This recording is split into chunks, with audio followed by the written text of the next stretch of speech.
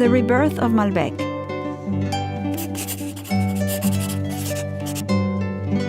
(1152), the Middle Ages. After the French king annulled their marriage because she hadn't provided him with a male heir, Eleanor of Aquitaine went on to marry the English king Henry II and to form the Court of Love. They drank Malbec morning, day, and night. At that time, wine was safer than water. Rulers from all over the world came to Eleanor's court to sample her famous wine. It was called the black wine because of its dark color and rich flavor. 1855, the classification of the Bordeaux wines in Paris.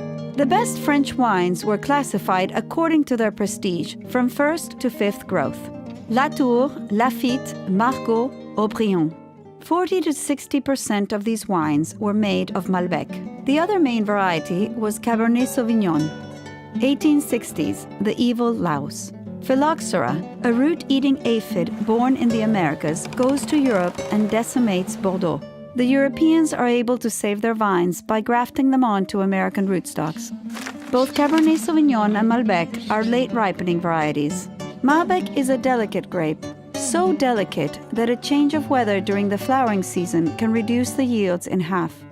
The Bordeaux French could have serious problems during harvest if early rains made their vineyards rot.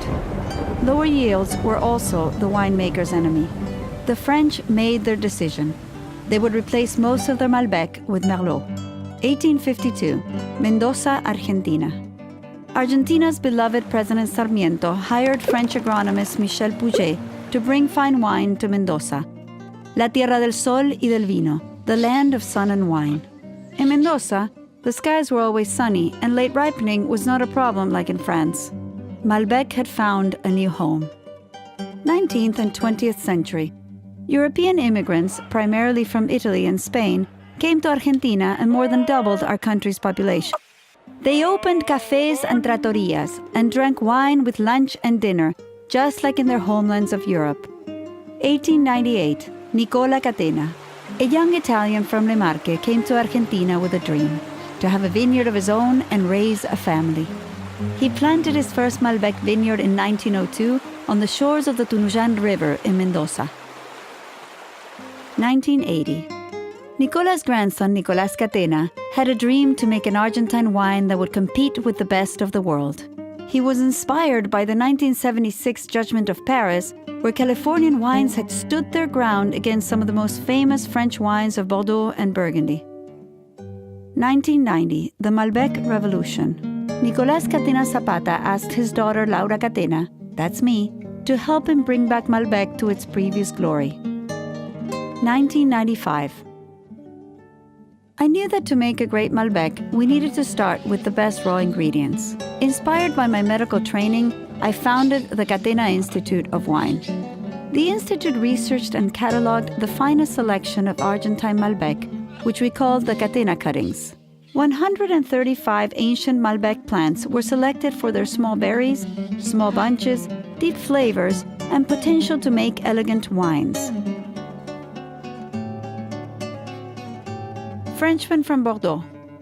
Nicolas, the Mendoza red wines from Argentina's traditional wine regions taste like they come from a warm climate. Nicolas Catena Zapata. I need to find the cool climate limit of vine cultivation in Mendoza. Vines have never been planted in Gualtallarí at 5,000 feet elevation. That is where I will plant my new vineyard. Nicolas's viticulturalist. You are crazy, Dr. Catena. Vines will never ripen there. And so, the Adriana vineyard is born in Gualtallarí in 1992. Why does high altitude matter?